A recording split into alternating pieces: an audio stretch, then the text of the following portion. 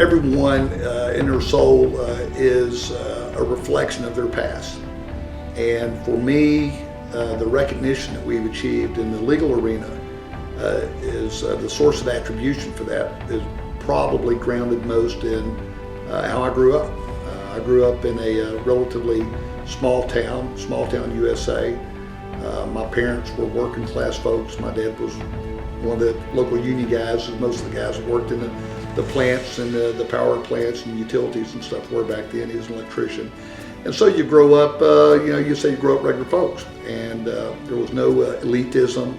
There were no people in ivory towers. You didn't know any of the corporate guys or the corporate way of life, what was called the white collar way of life. When I got out of law school, there were a lot of opportunities for me. I was actually asked to go to work for corporate America, working for one of the big utility companies, and I thought that was what most lawyers do when they get out of school, is that they go to work for industry, the big corporations.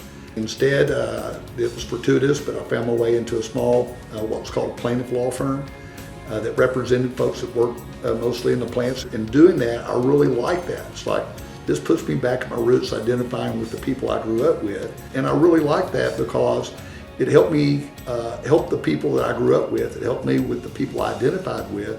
And at the end of the day, it really gave me the opportunity to pick and choose who my clients would be and get to wear the white hat. So I don't ever have to go into court defending the indefensible.